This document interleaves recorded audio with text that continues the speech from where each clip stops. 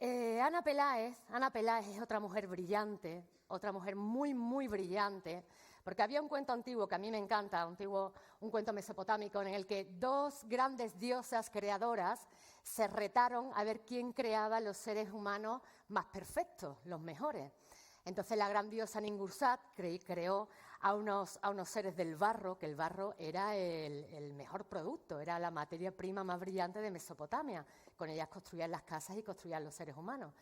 Creó unos seres maravillosos.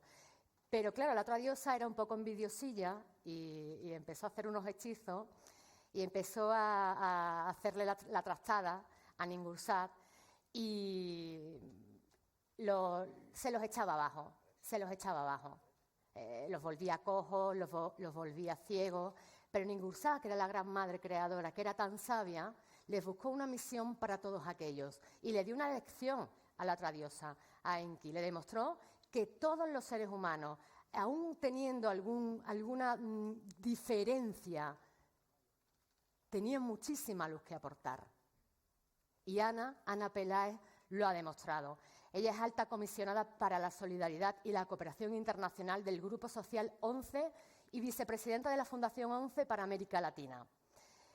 Recientemente es miembro del Comité para la Eliminación de la Discriminación contra la Mujer. Ella ha logrado que las mujeres y niñas con discapacidad tengan voz en esta comisión para la eliminación de la discriminación contra las mujeres.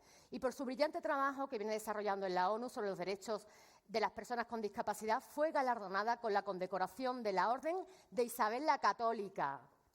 Eso no es cualquier cosa, otorgada por el rey don Juan Carlos I. Un aplauso muy grande, por favor, para esta mujer brillante, Ana Peláez.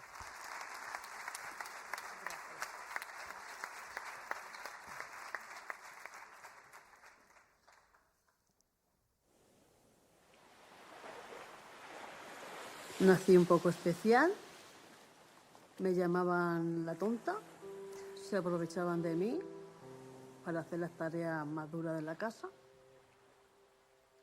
y en vez de protegerme lo que hacían es reírse de mí, abusar de mí.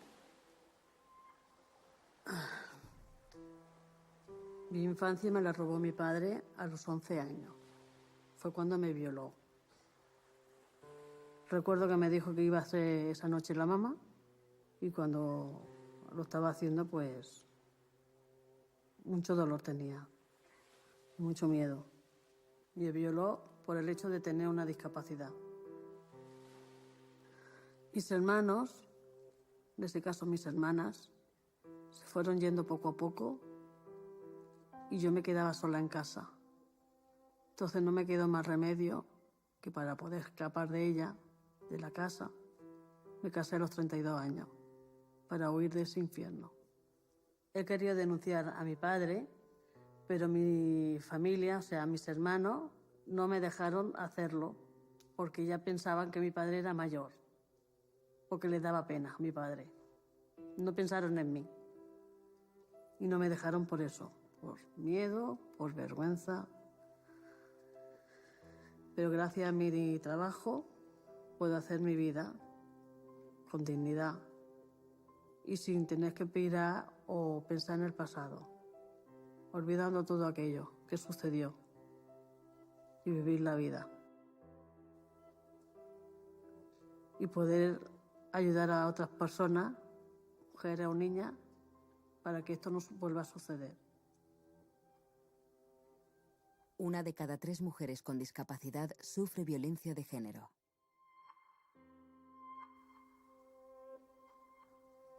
Fundación 11. Me encantaría decirles que el testimonio valiente de Monse es una circunstancia única. Me encantaría decirle que vivimos en un mundo que no deja a nadie atrás y que protege a quienes más lo necesitan. Me encantaría decirles que todas las mujeres, sin excepción, y que todas las niñas, sin excepción, somos iguales. No lo puedo hacer. A mí también me encantaría venir aquí algún día y decirles que lo hemos conseguido, pero no lo puedo hacer hoy. No lo puedo hacer aquí, no lo puedo hacer en Francia, en la Unión Europea, en América Latina, en Asia, en África, en el mundo. Y no es que quiera yo centrarme en el victimismo, ni muchísimo menos. Formo parte, seguramente, de un brillo colectivo de muchas mujeres y niñas con mentes brillantes, con talentos únicos, en las que no se piensa y en las que se la deja atrás. Según ONU Mujeres, el 19,2% de la población femenina del mundo tiene una discapacidad. Eso significa que aproximadamente de cada 5 mujeres, una tenemos discapacidad.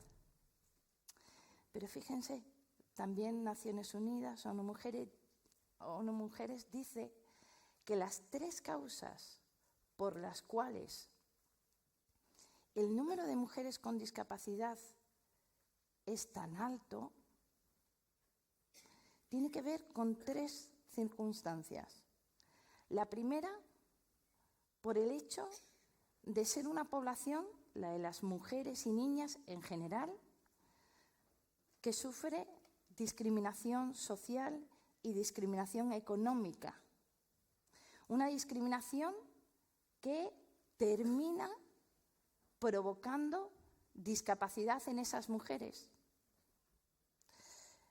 Esa discriminación socioeconómica, por ejemplo, provoca que en términos generales las mujeres que son más pobres no puedan tener una alimentación adecuada en muchos sitios, no puedan acceder a servicios de atención a la salud que especialmente otras personas, hombres en este caso, con mayor condición económica, lo pueden hacer. Y que, por tanto, pues esa discriminación socioeconómica genera pobreza y al final la pobreza termina generando discapacidad. En España, por ejemplo, les puedo decir que el 65% de las mujeres con discapacidad que están en edad de trabajar no lo hacen, ni siquiera buscan trabajo, ni siquiera forman parte de programas para impulsar su empleabilidad. Son inactivas laboralmente.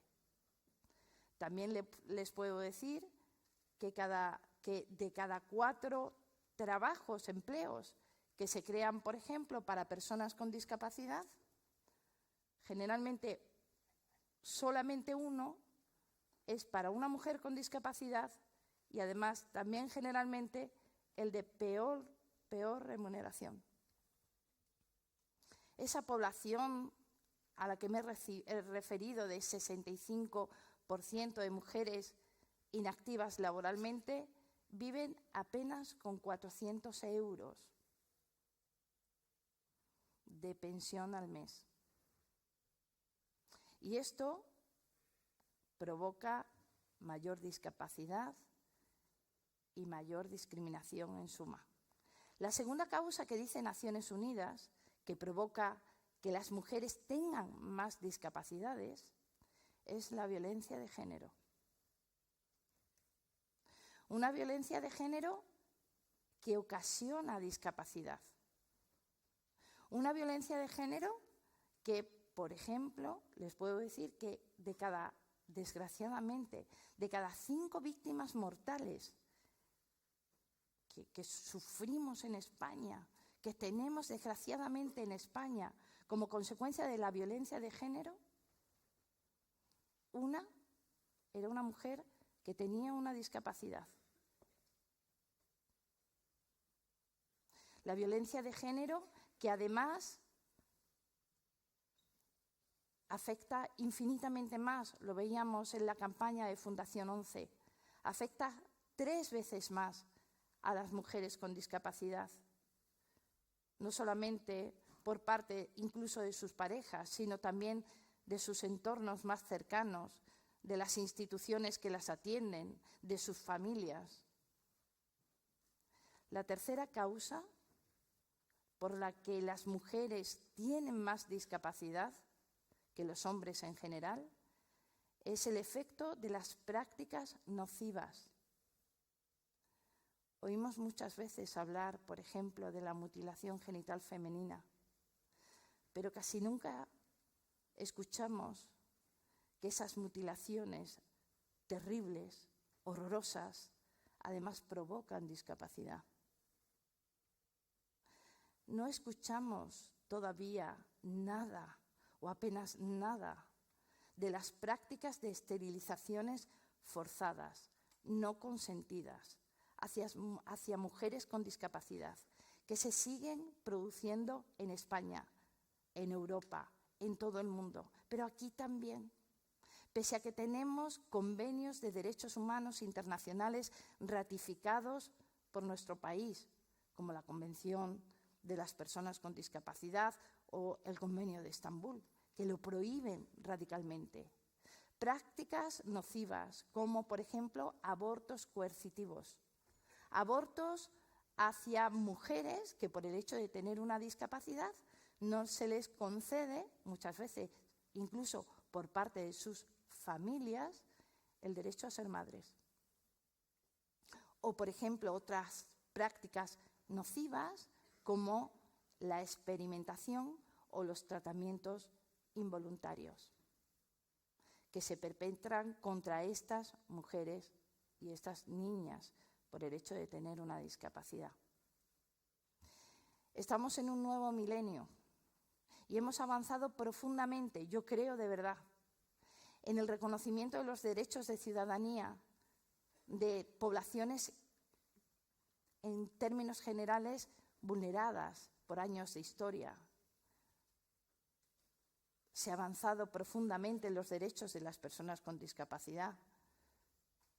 Creo que también se ha avanzado, queda infinitamente por hacer, pero creo que hemos avanzado en la unión, en la movilización de las mujeres, en el avance, por ejemplo, y el reconocimiento de los derechos de las personas LGTBI, por ejemplo. Se han avanzado en el respeto a los derechos humanos de poblaciones muy importantes, pero nos hemos olvidado de las mujeres y niñas con discapacidad. Una población que en España supera los 2,5 millones de personas. Mujeres y niñas con discapacidad que en la Unión Europea llegan a los 51 millones. Mujeres y niñas con discapacidad en todo el mundo que suponen una población de 600 millones de mujeres y de niñas. Una población olvidada, porque ni las políticas de discapacidad, ni las políticas de las mujeres, ni las políticas de la infancia nos han considerado. Imaginen 3 monedas que ponemos en conexión. Una que represente la discapacidad, otra que represente la igualdad de género y otra que represente, por ejemplo, la infancia. El no tenernos presentes a las mujeres y niñas con discapacidad hace que nos colemos por el pequeño triángulo que queda en el medio, en donde no llega ninguna política, ni de discapacidad, ni de igualdad de género, ni de infancia. Imaginen ahora que además de ser una mujer o una niña y tener una discapacidad, somos migrantes. Tendremos entonces 4 círculos en forma de cuadrado. Y también es cuadrado el agujero por el que nos seguimos cayendo porque nadie piensa en nosotras. Pensemos ahora en que añadimos el ámbito de la pobreza y ponemos en conexión esas 5 esferas que representan las señas de nuestras identidades. Nuevamente nos seguimos cayendo por ese espacio que cada vez se abre más y que es el inmenso vacío al que nos enfrentamos ante la falta de respuesta, no solamente de las administraciones públicas, no solamente de las entidades privadas, sino también de todo el movimiento social civil. Porque fíjense, esas voces de los 2,5 millones de mujeres y niñas con discapacidad en España, 51 millones en la Unión Europea, 600 millones en el mundo, apenas tienen alguna que otra organización que les dé voz. Nuestros derechos se vulneran y además se acallan. Se acallan y no encontramos espacios para defenderlos como este. El primer derecho, el ser reconocidas como lo que somos, mujeres y niñas, es todavía un sueño para muchas de nosotras. ¿Qué podíamos hacer? ¿Cómo podemos afrontar este olvido? ¿Cómo podemos hacer que las mujeres y niñas con discapacidad formemos parte en igualdad de las mujeres, de la sociedad, de la vida? Yo creo que hay 2 herramientas fundamentales. La primera, luchar contra la discriminación interseccional, que no solo sufrimos nosotras, sufren otras muchas mujeres invisibles, mentes brillantes, que iluminan el camino de quienes, por alguna circunstancia extraña de la vida, tenemos la posibilidad de hablar desde esta tribuna. Mentes brillantes, talento oculto que se olvida. Luchar contra la discriminación múltiple y adoptar un enfoque interseccional de derechos humanos significa solapar cada uno de los 5, 4, 3, 2, 6, 8, 10 círculos de nuestras diferentes identidades y hacer que realmente las políticas, los espacios públicos, las iniciativas de cualquier tipo que contemple la diversidad humana considere precisamente eso, a todas las mujeres, sin excepción. La segunda herramienta fundamental, el segundo escalón fundamental para avanzar, garantizar el pleno desarrollo, el pleno adelanto y la plena potenciación de las mujeres y niñas con discapacidad, que deben ocupar los espacios que tienen cualquier persona, que deben ocupar los espacios también de las mujeres y de las niñas, y que hasta la fecha no lo hemos conseguido. Tengo que poner en valor, en este sentido, el trabajo que están haciendo organizaciones de la discapacidad, incorporando el género como parte de su acción. También reconozco, apoyo y agradezco infinitamente esa incorporación en las organizaciones de mujeres, de las mujeres con discapacidad, como parte de su diversidad. Pero queda el reto de ofrecer espacios propios a las mujeres y niñas con discapacidad para avanzar sobre los derechos y libertades fundamentales que se les han negado por años, por siglos de historia. Hablamos de la Agenda de Desarrollo. Efectivamente, ese compromiso a nivel global, a nivel regional, a nivel nacional y local, por implementar los objetivos de desarrollo sostenible, por crear un mundo en paz, un planeta sostenible, un mundo en donde nadie se quede atrás. Pero, sin embargo, no nos hemos dado cuenta de que en ninguna de las metas de esa agenda de desarrollo, en ninguna de esas metas, se piensa en clave de interseccionalidad. Se piensa en clave de mujeres y niñas con discapacidad, ese 20% de la población femenina, en la que, insisto, no se piensa.